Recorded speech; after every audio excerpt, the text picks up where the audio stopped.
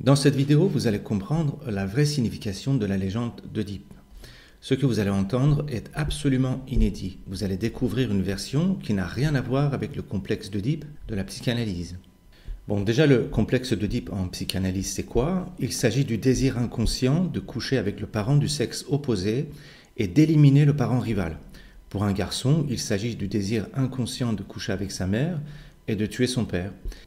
Cette théorie a été inspirée de la légende d'Œdipe, dans laquelle un personnage du nom d'Œdipe tue son père sans le savoir et couche avec sa mère sans le savoir. Seulement voilà, il se trouve que dans la légende d'Œdipe, il se passe des tas de choses avant cette histoire de fesses et des tas de choses après cette histoire de fesses.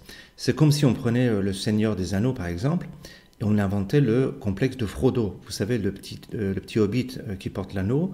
Le complexe de Frodo, ça serait que les gens de petite taille ont un désir anal refoulé parce qu'ils ont une fâcheuse tendance à mettre leurs doigts dans un anneau.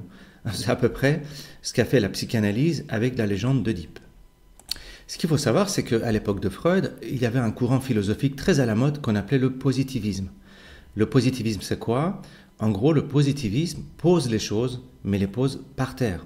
C'est-à-dire que le positivisme réduit les choses à leur côté matériel, perceptible, phénoménal, comme disaient les philosophes.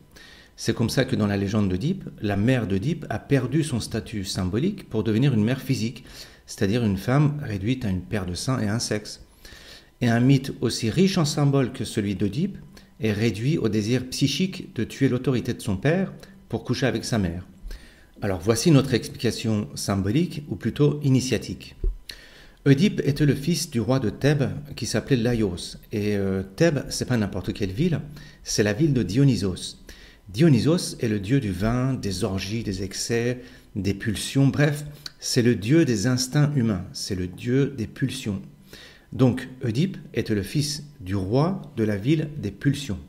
Avant la naissance d'Œdipe, le roi consulte un oracle qui prédit que ce fils était un danger parce qu'il allait tuer son père et prendre son royaume, ses richesses, sa ville, sa femme, bref tout.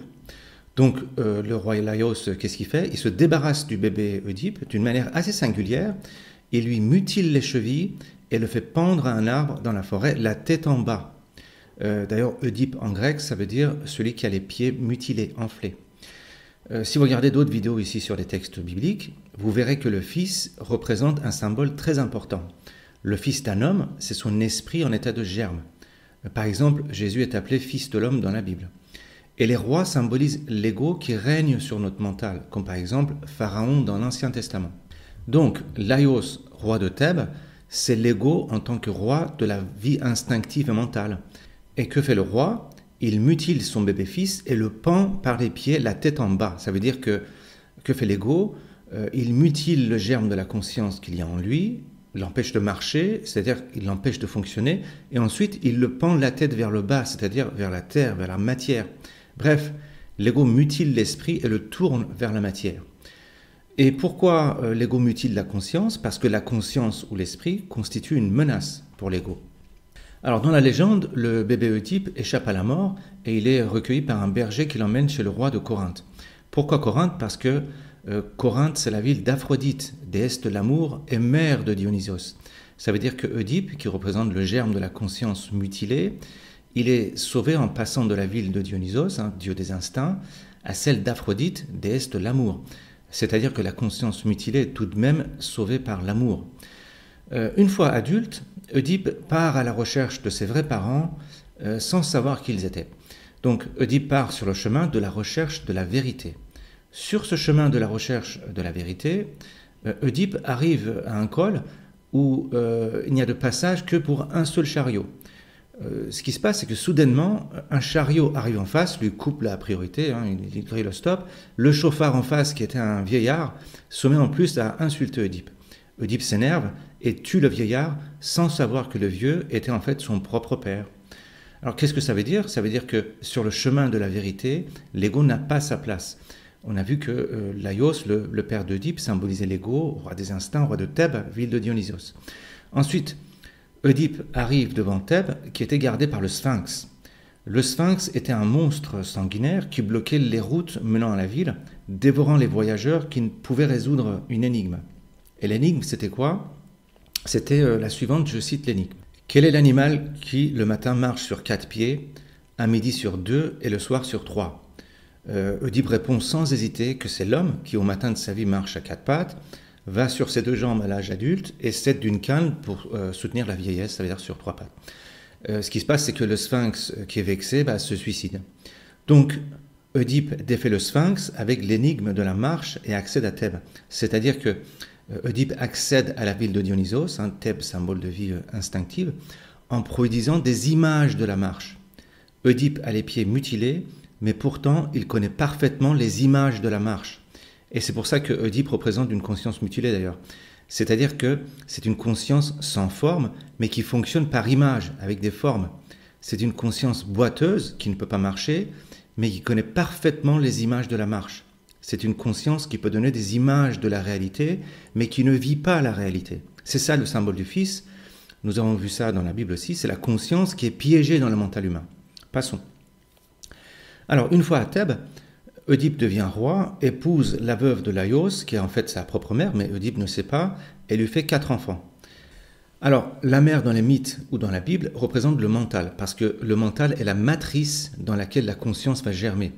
Regardez les 3 premières vidéos dans la playlist qu'on a ici sur l'introduction à la spiritualité. On parle de ça dans le détail. Bref, lorsque la conscience mutilée devient roi de la vie instinctive, un roi de Thèbes, lorsque la conscience ne sert qu'à régenter la vie instinctive, elle renforce sa matrice mentale, c'est-à-dire sa mère. Au lieu de sortir de sa matrice mentale, elle va la renforcer, c'est-à-dire que la conscience va renforcer le mental en lui faisant des enfants. Ensuite, tout ce beau monde continue ses histoires jusqu'au jour où la peste ravage le pays. Oedipe consulte alors un oracle qui lui donne des indices et un jour la vérité est révélée. Il se rend compte qu'il a tué son père et il a épousé sa mère.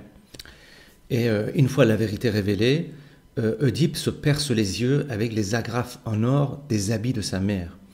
Ça veut dire que la vérité révélée, c'est-à-dire la vie, aveugle cette conscience mutilée par des pensées supposées vraies de son mental. C'est ça les agrafes en or de la mère. Les agrafes en or fixent les habits de la mère. La mère était le mental, les habits sont les pensées du mental, c'est-à-dire ses formes. Et les agrafes en or, c'est ce qui relie les pensées du mental avec l'apparence du vrai, du soleil, de l'or. Finalement, à la fin de l'histoire, les 2 fils d'Oedipe s'entretuent, sa fille aînée est mise au tombeau vivante et sa fille cadette prend la fuite avec lui. C'est-à-dire que la conscience mutilée et figée par la forme finit non seulement aveugle, mais aussi stérile. Ensuite, Oedipe part sur les routes, la main sur l'épaule de sa fille Antigone, pour chercher un pardon quelconque. Il arrive en Attique et avant de mourir, il est purifié de son crime par Thésée. Et plus tard, Thésée va combattre le Minotaure dans le labyrinthe. Ça sera Thésée qui sera chargé de combattre l'ego qui est tapi dans les cavernes du mental. En conclusion, notre ego mutile notre conscience en état de germe. Mais cette conscience mutilée va se rebeller pour rechercher la vérité, c'est-à-dire la vie.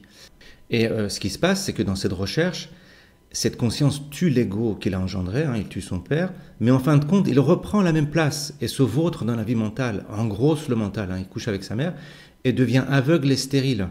C'est-à-dire que la voie spirituelle, si elle emprunte le même chemin que la voie matérielle, c'est-à-dire le chemin des formes, des rituels, des pensées, du mental, des perceptions, elle ne fait qu'aggraver la situation. La voie spirituelle ne passe pas par les formes, ne passe pas par les rituels, par les émotions ou par le mental. La voie spirituelle est un labyrinthe, c'est une voie cachée à l'intérieur et c'est dans le tréfonds de chacun que se trouve le véritable ego à tuer, c'est-à-dire le Minotaure. Et je conclus enfin avec un extrait d'un magnifique aphorisme de Nietzsche, je cite « Être indépendant est un privilège des forts, et qui en prend le risque sans y être contraint, prouve qu'il n'est pas non seulement fort, mais téméraire jusqu'à l'extravagance. Il s'enfonce dans un labyrinthe et multiplie par 1000 les périls déjà inhérents à la vie. Nul ne voit de ses yeux comment et où il s'égare, dans quelle solitude il se fait déchirer morceau par quelques minotaures tapis dans les cavernes de la conscience. »